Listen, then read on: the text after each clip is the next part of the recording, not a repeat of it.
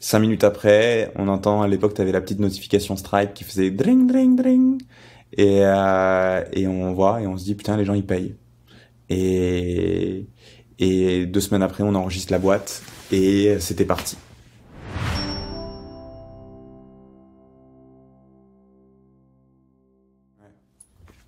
Et donc, quand on fait ce projet, t'as le professeur avec qui je travaillais sur la recherche qui me fait ouais, tu vas aller faire plein d'entretiens, ça va être trop bien, tout ça. Moi, je suis trop content. Je rencontre des entrepreneurs, on prend le café, on parle pendant 1 heure et demie, je pose mes questions. Tu les enregistres du coup, c'est ça? Ouais, on enregistre tout. Et je rentre à l'université. Et il me fait ah, je t'ai pas dit en fait maintenant il faut tout retranscrire parce qu'en fait c'est hyper important pour l'analyse sémantique tout ça. Je fais ah ouais, OK. Et je me dis tu sais quand t'as jamais fait de retranscription de ta vie, tu dis ouais, OK, c'est pas non plus horrible. Ouais, ça va. Donc je fais 1 heure d'entretien. Donc retranscrire 1 heure d'entretien, ça te prend entre 6 et 7 heures quand t'as pas d'expérience. C'est trop bien. Euh, J'allais dire x2, où en x3, fait, mais oui, t'es plus raison, x6, x7, ouais, ouais. et où en fait, non, x3, impossible. Même un mec avec de l'expérience, il fait pas x3. C'est Ah ouais? vraiment, vraiment long. Ah ouais, ouais. Nous, on a beaucoup de transcriptionnistes qui bossent, enfin, je te raconterai après, mais non. C'est vraiment, sans expérience, tu fais 7-8 heures. Avec de l'expérience, tu vas peut-être faire, allez, si t'es bon, 5 heures. 4, Ah oui. 5 heures. Ok. Sans utiliser de reconnaissance vocale, sans rien utiliser, tu vois.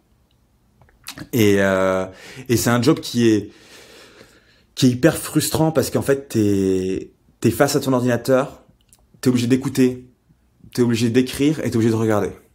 Donc tu peux rien faire d'autre. T'es pas en train de, je sais pas, développer ou écrire un article. Tu peux mettre un peu de musique dans le fond pour te changer Ouais, l'esprit. Non, t'es obligé d'avoir tous tes sens concentrés sur la transcription.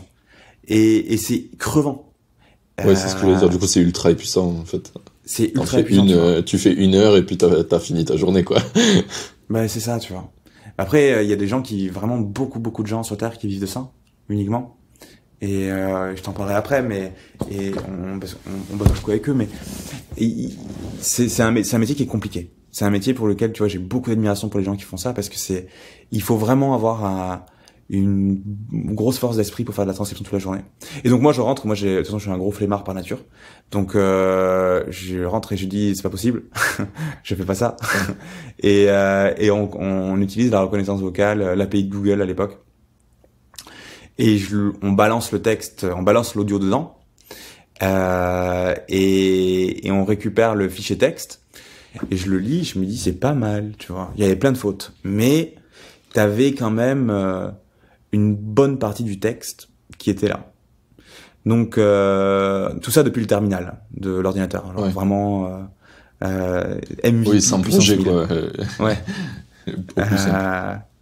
Et et du coup, je l'utilise quand même. Et en fait, je me rends compte que je gagne 30% du temps que j'aurais mis à retranscrire.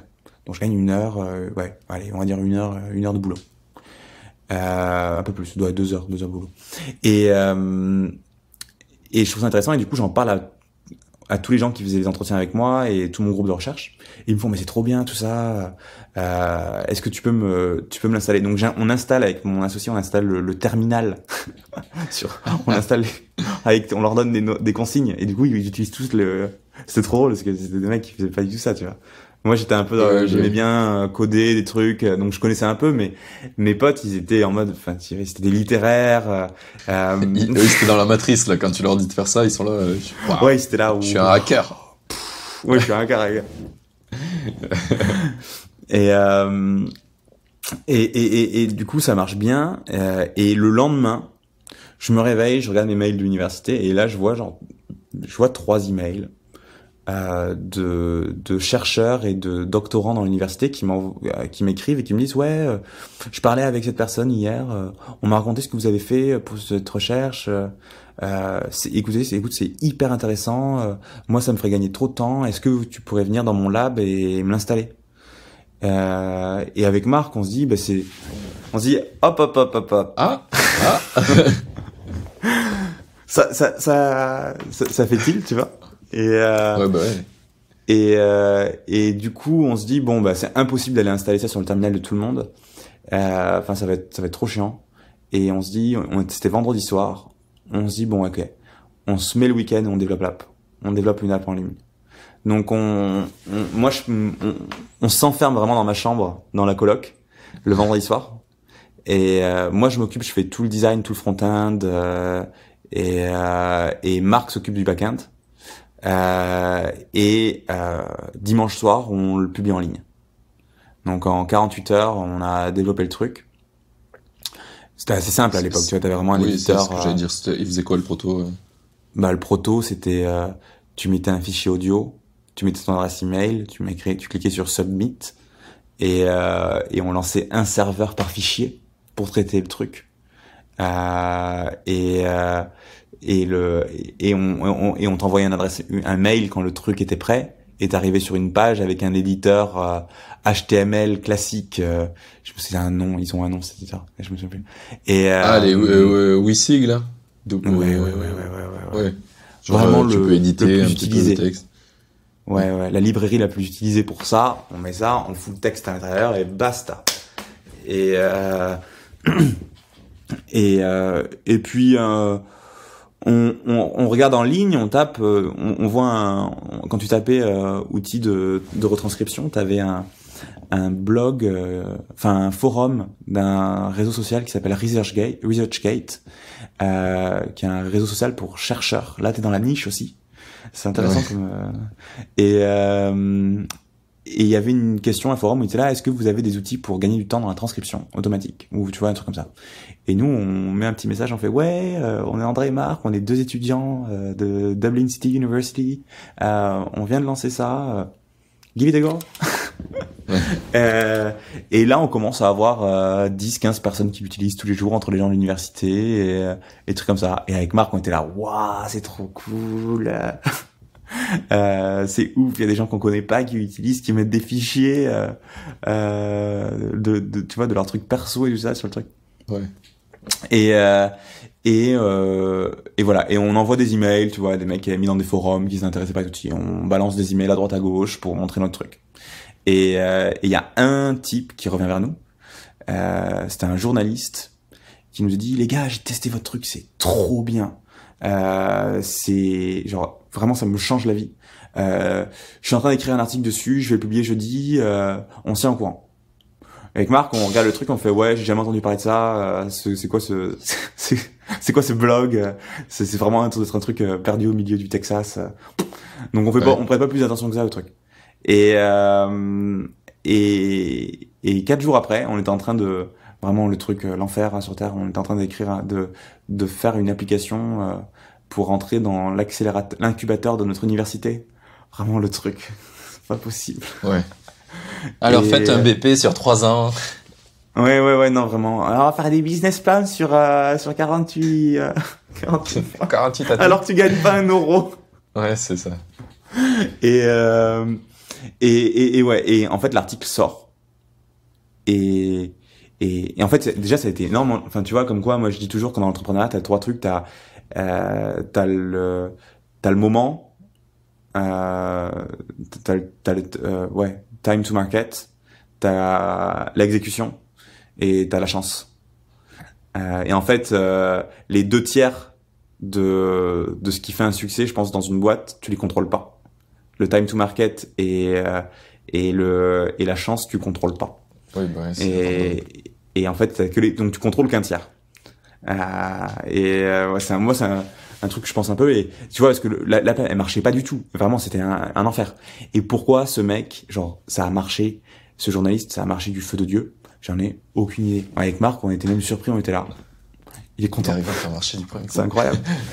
Et donc l'article sort, et là c'est Marc fait André, il y a rien qui marche. Tous les serveurs sont down, je comprends pas trop. Et là, je check un peu l'analytics et je vois 500 personnes en train d'essayer de mettre des fichiers sur le site. Je suis bordel, qu'est-ce qui se passe? Et on va sur Twitter, et là, en fait, l'article était parti complètement viral aux États-Unis. En fait, le mec qui avait écrit, il travaillait pour un institut, le plus grand institut journalistique des États-Unis. donc propre. Et là, on reçoit des emails du Washington Post, de Forbes, qui nous disent ouais, on veut trop tester votre outil, tout ça, c'est trop bien, tout ça. Et ben on est là, c'est what the fuck. Ouais. Craquage. Ouais. Et les serveurs à l'époque, c'était vraiment tout avait craché parce qu'il y avait vraiment c'était un serveur par fichier. Donc en fait, quand il y avait 500 personnes qui téléchargeaient, nous il nous fallait 500 serveurs à la fois. Sauf qu'on n'avait pas de thunes, on avait les plans les plus basiques, trucs comme ça, donc bah tout a craché. Et et donc on a continué le service pendant une semaine comme ça. C'était on était en plein examen, donc vraiment meilleur moment pour se lancer dans un truc. Ouais, timing parfait. Parfait. Donc vraiment pendant une semaine on fait nos examens pendant la journée, on répond aux clients pendant la nuit, on bosse 2 heures nos examens entre vraiment enfin après avoir dormi 3 heures. Et on y va et on essaye de dropper des mots dans nos examens en disant ouais on est en train de monter une boîte enfin tu sais on essayait d'être un peu subtil et de faire comprendre au professeur que c'était nous pour qu'il soit un peu plus indulgent et ça a marché. Non, je sais pas si ça a marché, mais soit on a réussi, soit ça a marché, mais on ne saura jamais. Mais tout à l'heure on parlait du fait que dans les écoles, quand tu vas à l'étranger, les gens ils sont vachement plus open qu'en France sur plein de sujets. Il y a beaucoup d'entraide. Et moi j'ai vécu ça en Finlande quand je bossais pour ma boîte U2U. J'ai fait aucun des cours, j'ai rien suivi, j'ai jamais été à rien. Et à la fin de l'année, je me suis réveillé en mode, je vais peut-être être dans la merde. Et du coup, je suis allé les voir et je leur ai dit, je suis pas venu parce que je bosse sur une start-up, on est en train de faire un truc de ouf. Et les mecs ils m'ont dit, pas de problème, tu fais une présentation de ce que tu fais qui correspond au sujet du cours et c'est bon. J'étais waouh, merci les gars, ils m'ont donné les crédits, presque tous. J'étais choqué. Je me suis dit merci. Ouais, mais petit aparté. C'était un peu comme ça, tu vois aussi. Mais c'était des systèmes comme ça qui sont assez intéressants en termes d'éducation, je trouve. Et donc du coup on fait ça pendant une semaine et en fait après une semaine on reçoit un email de Google pour les serveurs et tout qui nous font les gars en fait vous avez créé 10 comptes d'essai sauf que c'est toujours la même RSIP derrière. Donc aïe.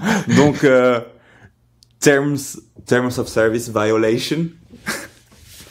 et ils nous ont tout bloqué. Oh merde. Ouais, ils nous ont tout bloqué et ils nous demandaient de payer des montants que vraiment on pouvait pas payer. Et du coup on se dit on coupe tout, on arrête de bosser là-dessus on finit nos examens et on le relance dans une semaine. Donc on met un truc en mode laissez votre mail si vous êtes intéressé. Et puis une semaine après, on se dit on va essayer mais on va essayer de faire payer les gens pour. Donc du coup, on implémente Stripe. On se regarde dans les yeux, on se fait combien est-ce qu'on pourrait facturer les gens. On se dit allez, 9 centimes la minute. et c'était parti. Et en fait, 5 minutes après, on entend, à l'époque, t'avais la petite notification Stripe qui faisait dring, dring, dring. Et on voit, et on se dit, putain, les gens, ils payent. Et 2 semaines après, on enregistre la boîte, et c'était parti. En gros, ça, c'est un peu les débuts. Donc, quand vous avez relancé le produit, vous avez relancé avec l'API Google? Ouais. Vous avez recréé un nouveau compte et c'est reparti. Ouais, c'est reparti. Mais sauf qu'on facturait les gens et que du coup là vous pouviez payer. Ouais.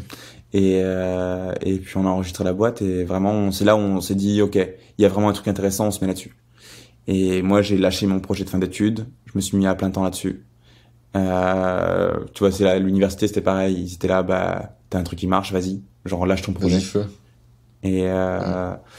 Et tu nous fais un rapport dessus à la fin de l'année, à la fin des 3 mois, avec tout ce que t'as appris, et voilà, et basta.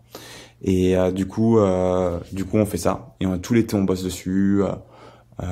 Et voilà. Et aujourd'hui, c'est un peu différent à Piscribe. Ça a pas mal changé.